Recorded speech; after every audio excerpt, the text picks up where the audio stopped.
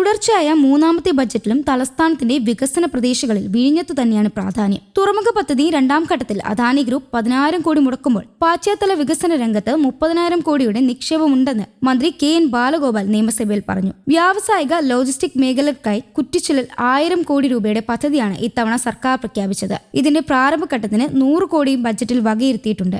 നേരത്തെ ബ്രഹ്മോസിനായി നെട്ടുകാൽത്തേരിയിൽ തുറന്ന ജയിലിനോട് ചേർന്നുള്ള 200 ഏക്കർ സ്ഥലം അനുവദിച്ചിരുന്നു. അതിനടുത്ത് കുറ്റിച്ചിൽ വിഴിഞ്ഞത്തിനായുള്ള ലോജിസ്റ്റിക് പാർക്കിനും സ്ഥലം കണ്ടെത്തുകയെന്നാണ് സൂചന. ഇതോടെ ഈ മേഖലയിൽ കൂടുതൽ വ്യവസായിക സാധ്യതകളും ഉയർന്നുവരും. കിൻഫ്രയ്ക്ക് സർക്കാർ ഗ്യാരണ്ടി നൽകിയാണ് 1000 കോടി രൂപ വായ്പയെടുത്ത പദ്ധതി നടപ്പാക്കുന്നത്. വിഴിഞ്ഞവുമായി ബന്ധപ്പെട്ട് വൻതോതിൽ നിക്ഷേപം എത്തുമ്പോൾ സ്ഥലപരിമിതിയാണ് പ്രധാന വെല്ലുവിളിയാകുന്നത്. ഇത് പരിഹരിക്കാനാണ് സർക്കാർ തന്നെ നേരിട്ട് സ്ഥലം കണ്ടെത്തി വ്യാവസായിക നിക്ഷേപത്തിന് മുന്നോട്ട് വരുന്നത്. വിഴിഞ്ഞത്ത് വ്യാവസായിക ആവശ്യങ്ങൾക്കായി സ്ഥലം ഏറ്റെടുക്കുന്നതിന് കിൻഫ്രയെ ചുമതലപ്പെടുത്തിയിരുന്നു. കിൻഫ്ര 350 ഏക്കർ സ്ഥലം ഏറ്റെടുക്കാനാണ് ലക്ഷ്യമിടുന്നത്. കൂടാതെ വിഴിഞ്ഞം അന്താരാഷ്ട്ര തുറമുഖ കമ്പനിയും പദ്ധതിയിലെ സ്ഥലം ഏറ്റെടുപ്പിന് മുന്നോട്ട് പോകുന്നുണ്ട്. പദ്ധതി പൂർത്തിയാക്കുമെങ്കിലും തുറമുഖാധിഷ്ഠിത വ്യവസായങ്ങൾക്കുള്ള അടിസ്ഥാന സൗകര്യ വികസനം യാഥാർത്ഥ്യമായിട്ടില്ല. അതുകൊണ്ട് തന്നെ തുറമുഖത്തു നിന്നുള്ള ആഭ്യന്തര കയറ്റിറക്കുമതിയും ആരംഭിച്ചിട്ടില്ല.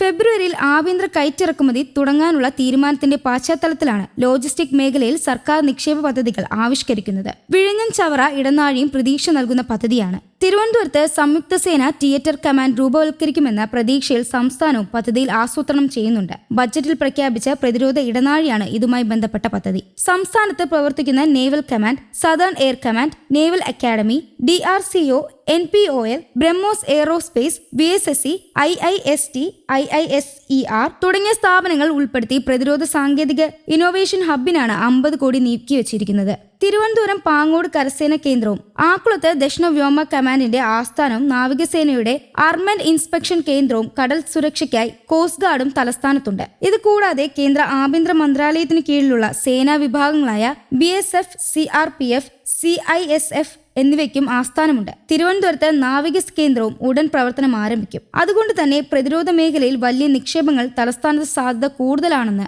വിലയിരുത്തലിലാണ് ഇത്തരം പദ്ധതികൾ ആവിഷ്കരിച്ചിരിക്കുന്നത്. വിഴിഞ്ഞവുമായി ബന്ധപ്പെട്ട് കഴിഞ്ഞ തവണ പ്രഖ്യാപിച്ച പല പദ്ധതികളും ഇതുവരെ യാഥാർത്ഥ്യമായിട്ടില്ല. ഭാവി കേരളത്തിന്റെ വികസന കവാടമായാണ് കഴിഞ്ഞ 2 ബജറ്റിലും മന്ത്രി KN ബാലഗോപാൽ വിഴിഞ്ഞത്തെ വിശേഷിപ്പിച്ചത്. വിഴിഞ്ഞത്തെ അന്തർദേശീയ പ്രാധാന്യമുള്ള നിക്ഷേപ കേന്ദ്രമാക്കി മാറ്റാൻ നിയമനിർമ്മാണം നടത്തുമെന്നായിരുന്നു ബജറ്റിൽ പറഞ്ഞിരുന്നത്. കൂടാതെ ടൗൺഷിപ്പുകൾ, റെസിഡൻഷ്യൽ മേഖലകൾ, വ്യാവസായ കേന്ദ്രങ്ങൾ, വിനോദ കേന്ദ്രങ്ങൾ എന്നിവയ്ക്കായി 50 കിലോമീറ്റർ പരിധിയിൽ 10,000 ഏക്കർ ഭൂമി ഏറ്റെടുക്കുമെന്നും അറിയിച്ചിരുന്നു. അതിലൊന്നും പുരോഗതി ഉണ്ടായിട്ടില്ല. വിഴിഞ്ഞം തുറമുഖത്തിന്റെ വാണിജ്യ സാധ്യതകൾ ഉപയോഗപ്പെടുത്തി മറ്റു സംസ്ഥാനങ്ങൾക്കും കേരളത്തിൽ വ്യാപാര വാണിജ്യ പ്രവർത്തനങ്ങൾ ആരംഭിക്കാൻ സൗകര്യമൊരുക്കുമെന്നും ഇതിനായി ബിസിനസ് വികസന കേന്ദ്രം തുടങ്ങുന്നതിന് 100 ഏക്കർ വികസിപ്പിക്കുമെന്നും പറഞ്ഞിരുന്നു. വിഴിഞ്ഞം വികസന മേഖലയിൽ ആരംഭിക്കുന്ന കൺവെൻഷൻ കം എക്സിബിഷൻ സെന്ററിനായി 20 കോടി അനുവദിച്ചിരുന്നു.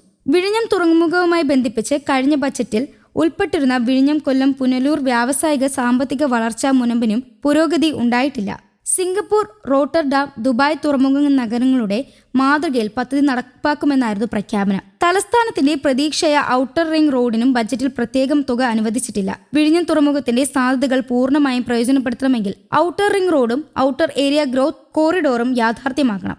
വ്യാവസായിക മേഖലയിൽ വൻ വികസന പദ്ധതികൾ ആവിഷ്കരിക്കുന്നതിനാണ് ഔട്ടർ ഏരിയ ഗ്രോത്ത് കോറിഡോർ. നിർദ്ദിഷ്ട ഔട്ടർ റിംഗ് റോഡിന്റെ ഇരുവശമായി 8 സാമ്പത്തിക മേഖലയ്ക്കായി 34,000 കോടി രൂപയുടെ അടിസ്ഥാന വികസനമാണ് ലക്ഷ്യമിടുന്നത്. എന്നാൽ ഈ പദ്ധതി ബജറ്റിൽ ഇടം പിടിച്ചിട്ടില്ല. കഴിഞ്ഞ ബജറ്റിൽ ഇത് സംബന്ധിച്ച പ്രഖ്യാപനമുണ്ടായിരുന്നു. PPP മാതൃകയിൽ നിക്ഷേപകരെ ആകർഷിച്ച് വ്യവസായ പദ്ധതികൾ ആവിഷ്കരിക്കാൻ ലക്ഷ്യമിട്ടായിരുന്നു ഈ പദ്ധതി. News desk, Kerala Kaumudi.